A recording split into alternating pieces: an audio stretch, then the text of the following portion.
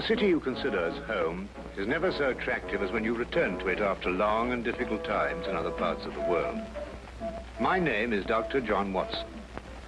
I had served and been wounded in the more remote regions of Afghanistan and had been discharged from the army with specific instructions to rest. The sight of London again was already working its soothing tonic. As I rode through the familiar streets, I never suspected that a chance introduction would lead me into the most amazing adventure of my entire life. Hi, Stanford. Watson, old man. Hello, how have you been? It's good to see you. Not as well as you, obviously. You look great, old man. Heard you were wounded. Well, it could have been much worse. Sit down. Care for a drink? That one. Good. Well, what are your plans now? Got nothing really at the moment. I'm looking for lodgings. Trying to solve the old problem of comfortable quarters at a reasonable price. That's odd. There's the second man today that's used that expression. Really? Who's the other? Well, you wouldn't know him. He's doing some work in the chemical laboratory at the hospital. Might be interesting. Yes, well, I wouldn't mind sharing a flat with somebody if he was all right.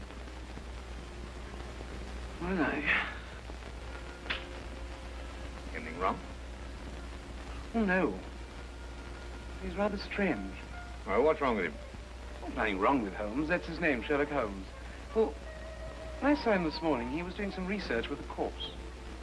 Oh, what was he doing? He was beating it with a stick. I beg your pardon? Did you ring, sir? 2 sherries, please. Very good, sir. What did you say this Sherlock Holmes fellow was doing? He was beating a corpse with a stick. Oh? What in heaven's name do you want to do that for? He wanted to find out if it was possible to inflict a bruise on a body after death. Why? You know? Did you ask him? That's another strange thing about this Holmes. Somehow, one never thinks to question him. No.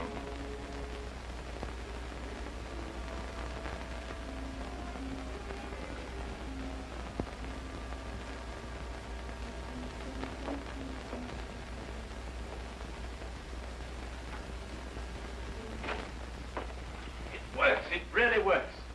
You realize you've just entered the greatest chapter in the history of forensic medicine. You're Dr. Watson. Yes, I am. What works? A foolproof test for hemoglobin. You realize what this means, of course. No, I don't. You must be Sherlock Holmes. It will create a revolution in criminal investigation. Yes, I'm Holmes. How did you know I was Watson? Because you've just come back from Afghanistan. How do you do? How you do? How did you know I'd just come back from Afghanistan? Well, it's written all over you. The problem has generally been that a man is suspected of a crime months after the crime is committed. Then when they find bloodstains on objects of clothing, they can't be sure if it's blood, mud, or rust stains. But this solves the whole thing, of course. Oh, of course. Of course. Stamford told me you're looking for someone to share a flat you'd found. You know, if this test had been in existence a year ago, it would have meant that von Bishop of Frankfurt would most certainly have been hung. And that goes for Mason of Bradford, Muller, and O'Fay, naturally. Naturally. Who are these people? Did you know, I'm delighted to meet you, Watson. I think you'll like the flat. It's in Baker Street, by the way. Oh, we could pop round this afternoon and have a look at it if you care. Yes. Oh, yes, rather. I'd like that. Good. Did you mind if I play the violin? No, go right ahead. No, I mean now. I mean, when we're sharing the flat. Oh, no, of course not. I like a bit of good music. Oh, good. I'm not very good. Oh. Tell me, Holmes. Yes. How did you know I just got back from Afghanistan? Well, it's obvious. Now, that's what you said before. It isn't a bit obvious. You're a doctor, that much we know. Huh? But with the air of a military man, therefore an army doctor. You've acquired a sunburn. I know it's not your natural color because your wrists are white. Your eyes tell me that you've recently been ill. I'd say some sort of tropical fever. You use your left arm stiffly as though you've sustained a wound. Now the problem becomes, where would an army doctor have contracted a fever, sustained a wound? The answer, my dear Watson, is in the present campaign in Afghanistan, naturally. Naturally. Of course, it's obvious. Naturally. We examined the rooms at 221B Baker Street that afternoon and promptly moved in on the following day. I had, at this point, known Sherlock Holmes for only 24 hours. But the man's fantastic powers of perception, coupled with the almost unpredictable personality I'd ever encountered, kept me in a state of constant surprise when I wasn't being shocked. It was unbelievable, the things he knew and the things he didn't know. Now, really, my dear Holmes, you mean to tell me you didn't know that the Earth moved round the sun? Really? But every schoolchild knows that. Well, now I know it, too. And I shall promptly proceed to forget it. But why? Yes. Why? Why should I remember it? Well, because it's a natural phenomenon. Well, is it important? Does it affect us? If you told me the Earth went round the moon, would it make any possible difference to our way of life? Well, to put it that way, no. Then it's useless information, and I shall do my best to forget it. I advise you to do the same. At times, I thought the man was joking and simply having a bit of fun at my expense. But I soon learned that he was in dead earnest. I also, unknown to him, made a brief classification of the man's knowledge. Literature? Nothing. Philosophy? Nothing. Astronomy? Nothing. Politics? Disinterested. Botany? He knew everything there was to know about poisons and absolutely nothing about practical gardening. Chemistry? Profound. Sensational literature? Without question, Sherlock Holmes knew the details of every horror perpetrated in the last 100 years.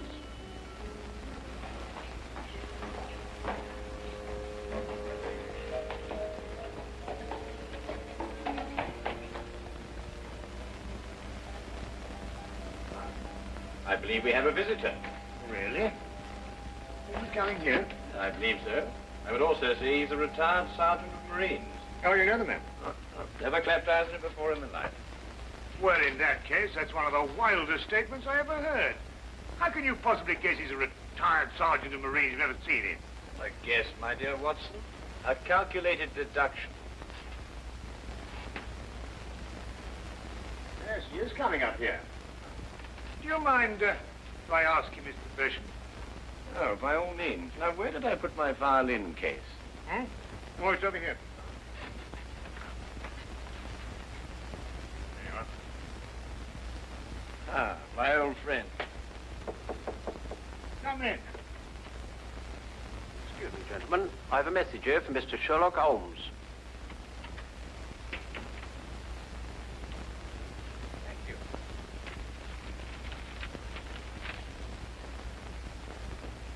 Excuse me. Sir? You mind telling me your occupation? Not at all, sir. I'm a civil servant employed by the police department. Thank you. I just wondered. Not at all, sir. How long have you been with the police department? Just a year, sir. Before that, I was a sergeant in the Marines. Good day, gentlemen. How did you know? An interesting letter, Watson. A very interesting letter. Perhaps you'd like to come with me. Where? To catch a murderer, of course. Of course.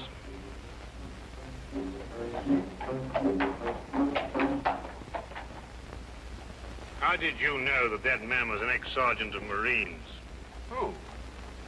A messenger from the police. Oh, yes, the retired sergeant of Marine. That's what I said. Well, there's nothing mysterious about such observations, my dear Watson, but unfortunately, when explained, they lose their romantic order of mystery. My decision was based on observation and logical deduction. The man had a large anchor tattooed on the back of his hand. This was visible from our window. I admit I didn't notice it at the time, but since you mention it, I think there was an anchor.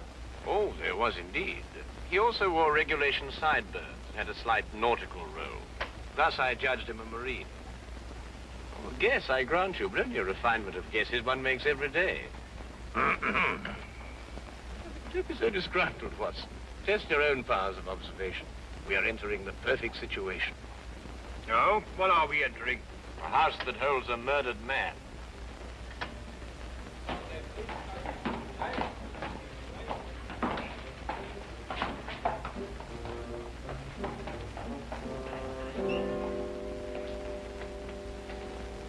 Is Inspector Lestrade inside? Yes, sir. May I have your name, please? Yes, Sherlock Holmes. This is Dr. Watson. Oh, that's quite all right, sir. Inspector Lestrade gave instructions to admit you. Oh, good. Oh, by the way, has the body been removed? No, sir, but the medical examiner's just gone. Oh, thank you. Let's hope they haven't moved things about too much. The police forces of the world seem to have an organized science of messing things about. Oh, I wouldn't say that, Holmes. Now then, move along there, everybody. Move along. There's nothing to see today. I don't know. I swear I don't know. I tried to help him. Don't you believe me? I had to do what I could. It was instinctive. It was instinctive for a woman like you to commit murder. That's not true. You know it's not true. I know you hate me, but you can't believe I'd do a thing like this. Yes, I can, and I do. Please. She's a murderess. You know it as well as I. She murdered your brother. It's a lie. Yes, it's a lie. Your entire story's a lie. The relationship you had with my son was a lie. My son's been murdered. This girl's a murderess. Why she did it, what her motive was, I don't know. They were engaged without my blessing. I can only be grateful that she gains nothing by her crime. Your duty now is to convict her. Just a moment, please.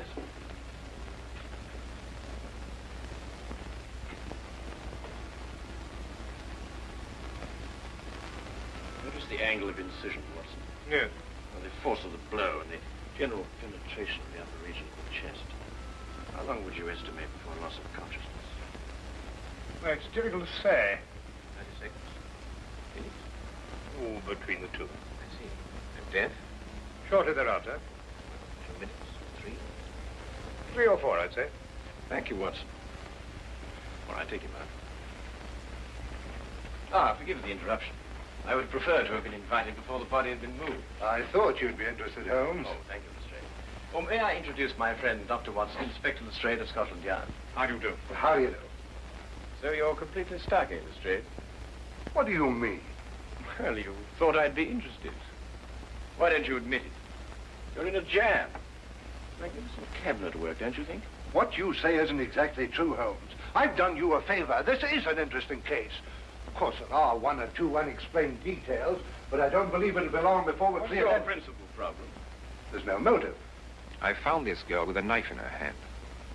My brother lying dead on the floor. I found Peter on the floor. I tried to help him By stabbing him? by removing the knife. Anybody would have done the same thing. I love him. Oh, my dear young lady, there's no cause for you to alarm yourself. No one's accusing you of, well, of what happened. This would be a clear-cut case if only she had a reason for murdering him. There happened to be a policeman outside the house during the murder, and he said that no one came in except her. Well, what about the others? Who benefits by her death? Well, no one. The estate was left in such a way that if he died before he married, everything went to charity. My dear Inspector Lestrade, he didn't die before he married. This young lady and the man whose body was carried out of here had been married for at least a week. In the event of his death, I imagine everything passes to her.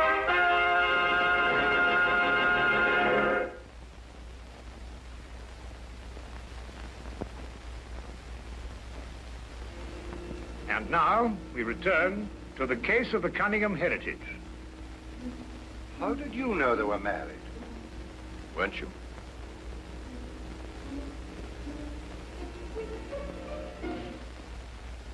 Yes, a week ago. Then you do benefit by my brother's death. You're his heir. I don't know if I am or not. I only know I didn't kill him. I swear I didn't. Where were you married? We went down to Brighton last weekend. Well, why didn't Peter say anything about it? I don't know. He asked me not to say anything, so of course I didn't.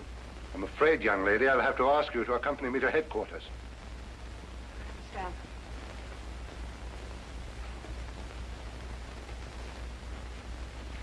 Forgive me, Inspector. I think I should tell my mother. Oh, yes, of course.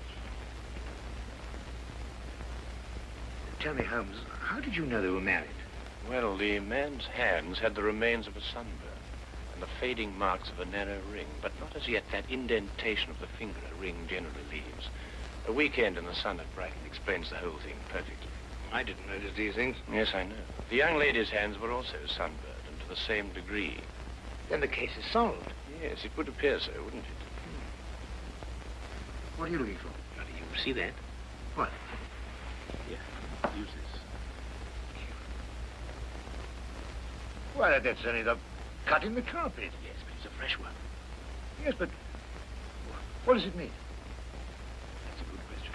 We'll stop looking for clues now, Holmes. Oh, you've solved the case then. Completely. Oh, splendid. Seems this girl had a record.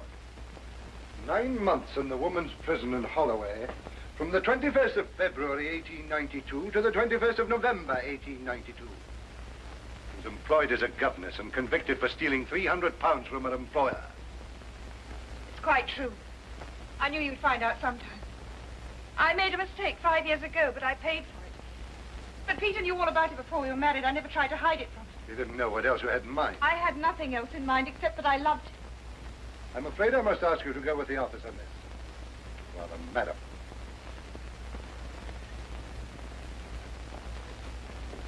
Well, that's how I like my cases. Fast and simple. Oh, you must tell me some more about it. Well, there's nothing to tell, really.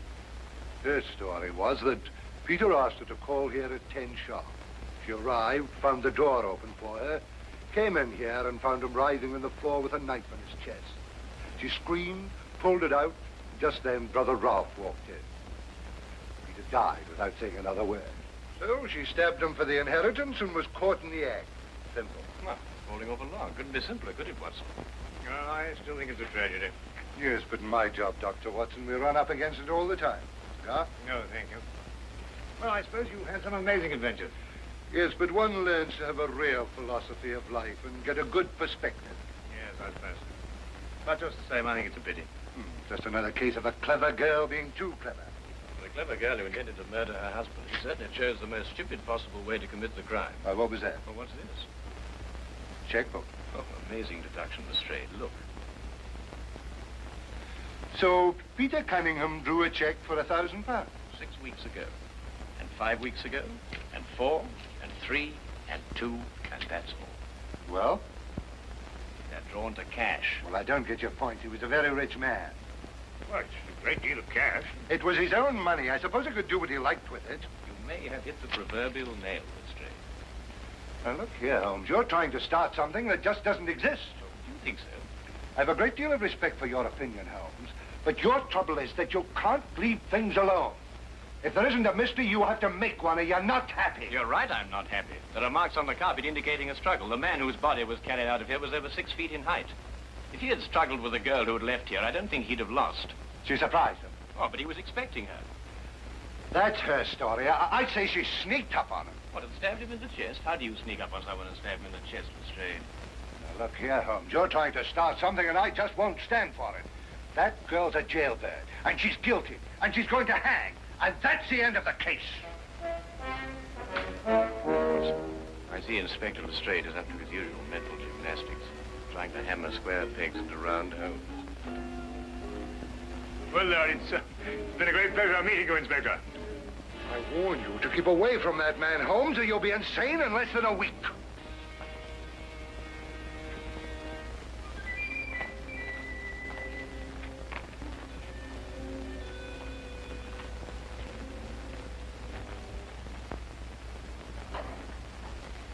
What time is it? Oh, 10:30. Perhaps you'd like to take a little stroll with me. Why? I'd like to investigate this afternoon's affair a bit further. Oh, yes. I'd like that. I thought you'd forgotten about it. Not at all. I've been thinking about it all evening. Shall we go? Then we must exchange our thoughts en route. Where are we going? To the Cunningham house. I didn't know you'd made an appointment there. I didn't. Oh, well, who do you expect to see? No one, I hope. Well, I'm terribly sorry, Holmes, and I'm afraid I don't understand what you mean when you say you want to go to the Cunningham house and you just... You can't do that. What? Well, you can't break into the house. Why not? It's against the law, that's why not. Why, if we're caught... That's it. What is? If we're caught. But that makes no difference. It makes no difference at all. The thing is, if we're caught, it's against the law.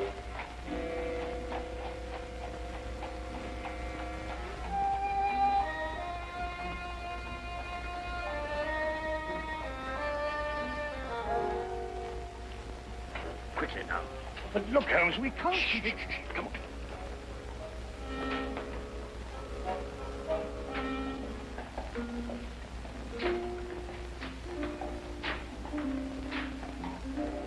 Good evening, Inspector. Good evening, Sergeant. Everything all right? Yes, sir. I just thought Sherlock Holmes might have dropped by. Where'd you get the key? The key is a burglar's too. A burglar's too? Street clear? Yeah.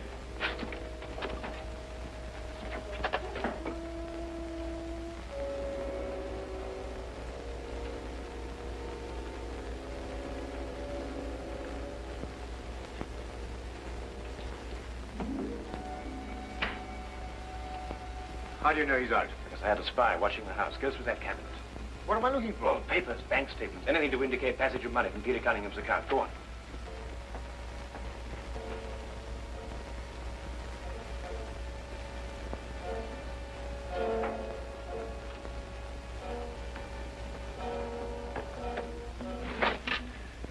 It's absolutely ridiculous. Looking for something and you don't know what in order to catch somebody and you don't know who. Quite ridiculous. Nothing over my side. Keep looking. Who do you think's got it? Whatever it is we're looking for. Why did Peter Cunningham try to hide the fact of his marriage? A week or a month would the main indifference as far as his mother was concerned. She would never have consented to his new bride anyway.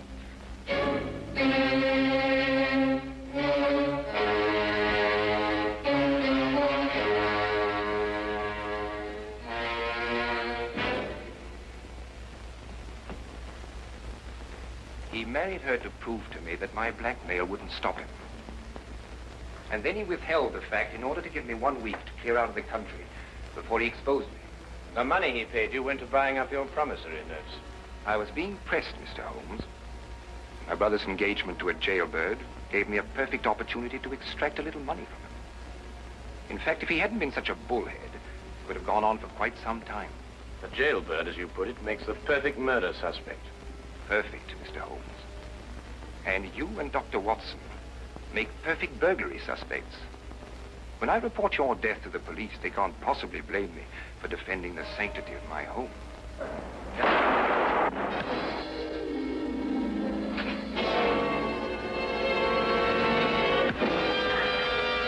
Well done, Watson. Oh, I could have done a bit better, only it was my bad shoulder. Quite all right, Watson. Think no more about it. So that's our murderer. Yes, the only possible one, of course. Only a man could have struck that blow. Peter died, as you say, within 3 or 4 minutes. And there was a bobby outside the whole time. Yes. Crystal clear. No, it's completely obvious. Well, what do we do now? What's going on here? Who fired that shot? We will sit with the good inspector, and with the aid of our evidence, a bit of logic, and a few simple diagrams, we will endeavor to convince him that night follows day and that 1 and 1 inevitably makes 2. How did you two get in here anyway? Now, Inspector, calm yourself, calm yourself. Come, sit down. Now, there's a good fellow. Sit right here. Now, you see, we have a great deal to talk about.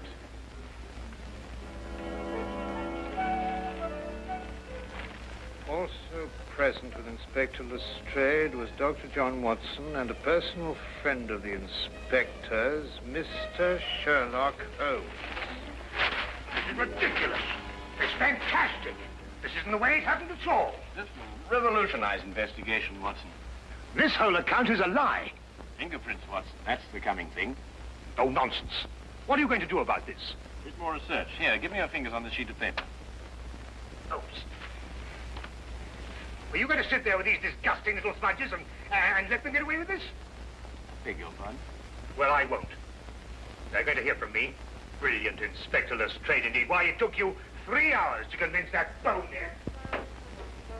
I don't know. Never in mind his life by her. That lady was innocent.